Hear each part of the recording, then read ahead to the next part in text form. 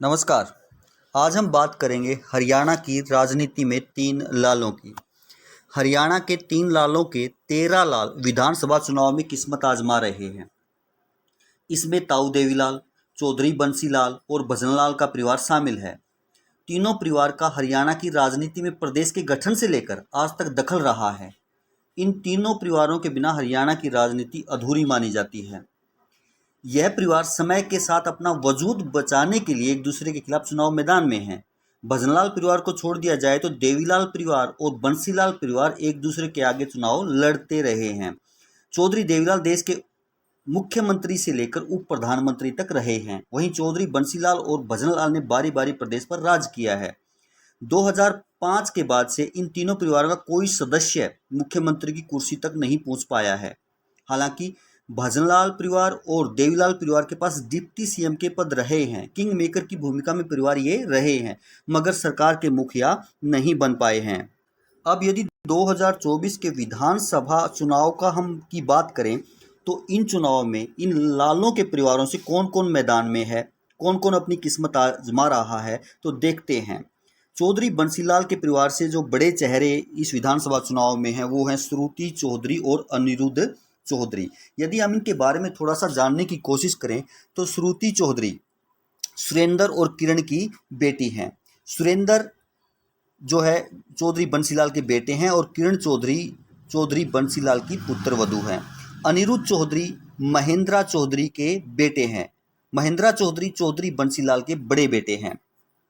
अब यदि भजनलाल परिवार के बड़े चेहरों के बारे में यदि हम बात करें तो उनमें इस इलेक्शन में चंद्रमोहन, भव्य बिश्नोई और दूड़ाराम हैं।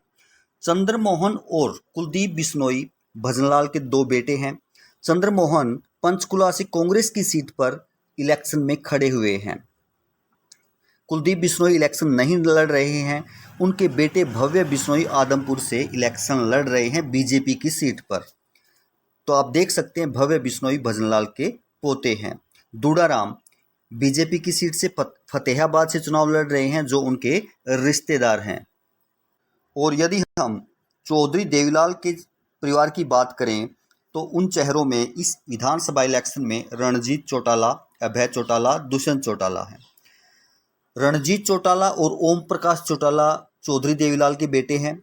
रणजीत चौटाला निर्दलीय रानिया से उम्मीदवार हैं, निर्दलीय चुनाव लड़ रहे हैं। वे बीजेपी में थे। बीजेपी से टिकट न मिलने पर उन्होंने निर्दलीय चुनाव लड़ने के बारे में सोचा है। अभय चौटाला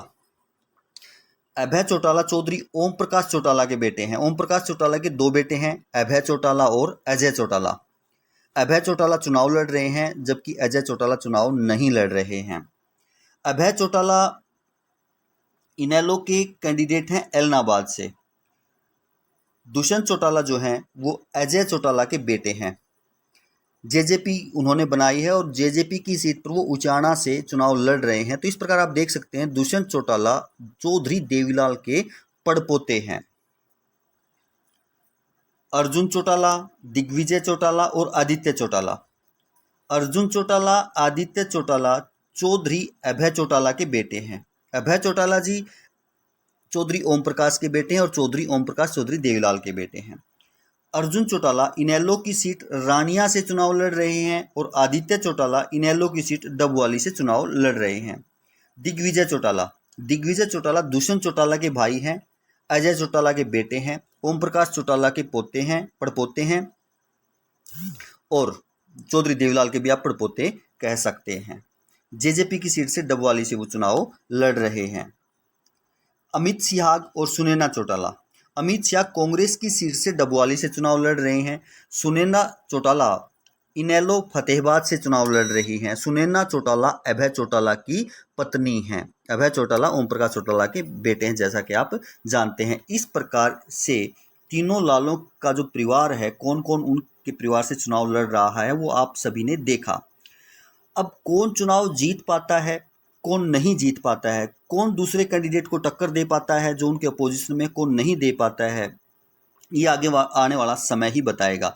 या आप लोगों को माहौल का पता है, आप लोग भी कमेंट्स में बता सकते हैं कि कौन इनमें से चुनाव में अच्छी पोजीशन में है और कौन अच्छी पोजीशन में नहीं है। आप अपनी राय कमेंट्स बॉक्स में दे सकते हैं। धन्यवाद।